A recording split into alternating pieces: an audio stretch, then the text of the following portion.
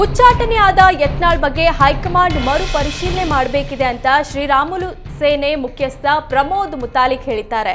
ಇದು ಪಕ್ಷದ ಆಂತರಿಕ ವಿಚಾರ ಇದ್ರೂ ಇಡೀ ದೇಶದಲ್ಲಿ ಬಿಜೆಪಿ ಹಿಂದುತ್ವದ ಪಕ್ಷವಾಗಿದೆ.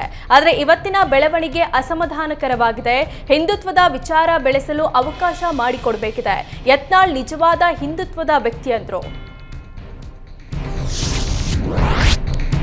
ಯತ್ನಾಳ್ ವಾಪಸ್ ಕರೆಯೋದು ಹೈಕಮಾಂಡ್ಗೆ ಬಿಟ್ಟಿದ್ದು ಅಂತ ಹುಬ್ಬಳ್ಳಿಯಲ್ಲಿ ಸಂಸದ ಜಗದೀಶ್ ಶೆಟ್ಟರ್ ತಿಳಿಸಿದ್ದಾರೆ. ಯತ್ನಾಳ್ ಉಚ್ಚಾಟನೆ ವಿಷಯದಲ್ಲಿ ನಾನು ಮಾತನಾಡಲ್ಲ ಎಂದ ಸಂಸದ ಜಗದೀಶ್ ಶೆಟ್ಟರ್, ಎಲ್ಲರೂ ಒಟ್ಟಾಗಿ ಹೋಗಬೇಕು ಅನ್ನೋದು ನನ್ನ ಆಸೆ ಅಂದ್ರು. ಎಲ್ಲ ನಾಯಕರು ಕೂಡಿಕೊಂಡು ಪಕ್ಷವನ್ನ ಕಟ್ಟಬೇಕಿದೆ. ಹೈಕಮಾಂಡ್ ಸಮಯಕ್ಕೆ ಸರಿಯಾಗಿ ಕ್ರಮ ಕೈಗೊಳ್ಳುತ್ತೆ ಅಂದ್ರು. ಪಕ್ಷದಲ್ಲಿ ಒಗ್ಗಟ್ಟಾಗಿ ಹೋಗೋದು ನಮ್ಮ ಜವಾಬ್ದಾರಿಯಾಗಿದೆ ಅಂದ್ರು. ರಾಜ್ಯದಲ್ಲಿ ಹನಿ ಟ್ರ್ಯಾಪ್ ಗದ್ದಲಕ್ಕೆ ಕೊನೆಗೂ ಕಾಂಗ್ರೆಸ್ ಹೈಕಮಾಂಡ್ ಮಧ್ಯ ಪ್ರವೇಶಿಸಲಿದೆ. ಮುಂದಿನ ವಾರ ಕರ್ನಾಟಕಕ್ಕೆ ರಾಜ್ಯ ಕಾಂಗ್ರೆಸ್ ಉಸ್ತುವಾರಿ ರಣದೀಪ್ ಸಿಂಗ್ ಸುರ್ಜೇವಾಲಾ ಭೇಟಿಯಾಗಲಿದ್ದಾರೆ. ರಾಜ್ಯ ನಾಯಕರು ಹಾಗೂ ಸಚಿವರ ಜೊತೆಗೆ ಸುರ್ಜೇವಾಲಾ ಪ್ರತ್ಯೇಕ ಮಾತುಕತೆ ನಡೆಸಲಿದ್ದಾರೆ.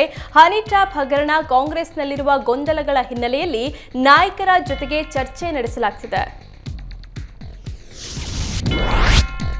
ಎಂಎಲ್ಸಿ ರಾಜೇಂದ್ರ ಸುಪಾರಿ ಕೇಸ್ನ ಮತ್ತೊಂದು ರಹಸ್ಯ ಬಯಲಾಗಿದೆ. ಬೆಂಗಳೂರು ಮೂಲದ ಪ್ರಭಾವಿ ವ್ಯಕ್ತಿಗಳಿಂದ ಕೊಲೆ ಪಿತೂರಿ ನಡೆದಿದೆಯಂತೆ. ರಾಜೇಂದ್ರ ದೂರು ಆಧರಿಸಿ ಈಗಾಗಲೇ 5 ವಿರುದ್ಧ ಎಫ್ಐಆರ್ ದಾಖಲಾಗಿದೆ. ತುಮಕೂರಿನ ಖ್ಯಾತಸಂದ್ರ ಪೊಲೀಸ್ ಠಾಣೆಯಲ್ಲಿ A1 ಸೋಮ, A2 Bharat, A3 Amit, A4 goonda, A5 Yathish ಎಂಬವರ ಮೇಲೆ ಎಫ್ಐಆರ್ ದಾಖಲಿಸಲಾಗಿದೆ.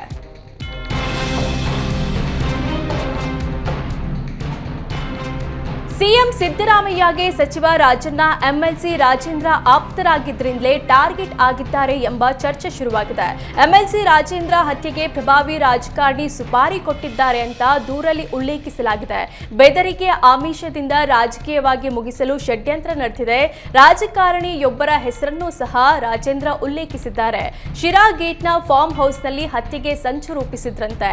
ಎಂಎಲ್ಸಿ ರಾಜೇಂದ್ರ ಹತ್ಯೆಗೆ ಶಸ್ತ್ರಾಸ್ತ್ರ, ಕಾರು ಖರೀದಿ ಮಾಡಲಾಗಿತ್ತಂತೆ. ಅಲ್ಲದೆ ಸುಪಾರಿಗೆ 70 ಲಕ್ಷ ಫೈನಲ್ ಮಾಡಿದ್ದು 5 ಲಕ್ಷ ರೂಪಾಯಿ ಅಡ್ವಾನ್ಸ್ ಕೊಡಲಾಗಿತ್ತು.